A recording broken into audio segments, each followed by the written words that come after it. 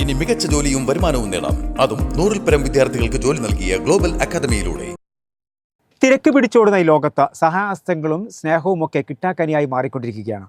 എന്നാൽ അവയൊന്നും നിലച്ചു പോയിട്ടില്ലെന്ന് തെളിയിക്കുന്ന ഒരു വീഡിയോയാണ് സമൂഹ മാധ്യമങ്ങളിൽ ഇപ്പോൾ പൊതുജനം വാഴ്ത്തിക്കൊണ്ടിരിക്കുന്നത്.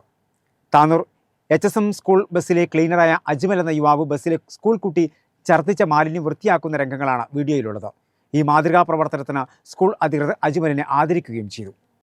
പുത്തൻതെരുവിൽ വെച്ചാണ് സ്കൂൾ കുട്ടി ഛർദ്ദിച്ച മാലിന്യം ക്ലീനറായ യുവാവ് വൃത്തിയാക്കുന്ന രംഗം ക്യാമറയിൽ പകർത്തിയ വ്യക്തിയുടെ ശ്രദ്ധയിൽപ്പെട്ടത്. വിദ്യാർത്ഥിയെ കുപ്പിയിലെ വെള്ളം ഉപയോഗിച്ച് അജ്മൽ കഴുകി വൃത്തിയാക്കുന്നതും ദൃശ്യങ്ങളിലുണ്ട്.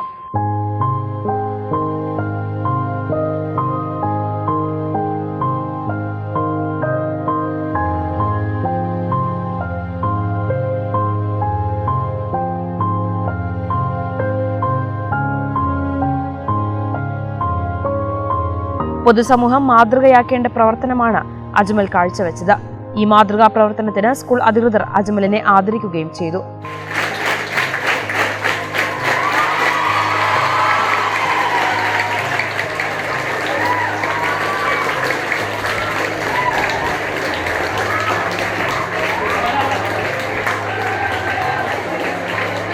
സ്കൂളിൽ ഇട്ട് പോകുമ്പോൾ യാഥാർത്ഥ്യം എത്തിയപ്പോൾ കുട്ടി ഛർദ്ദിച്ച് ഡ്രൈവർ എന്നോട് പറഞ്ഞ് വണ്ടി സൈഡാക്കി കുട്ടികളെ വന്ന് ബോട്ടിൽ വെള്ളം വാങ്ങി തന്ന് ഞാൻ കഴുകി. നല്ല മഴ ഉണ്ടായിക്കണ്. പിന്നിൽ ആരോ ക്യാമറ വെച്ച് വീഡിയോ എടുത്ത്, അത്രേ ഉള്ളൂ.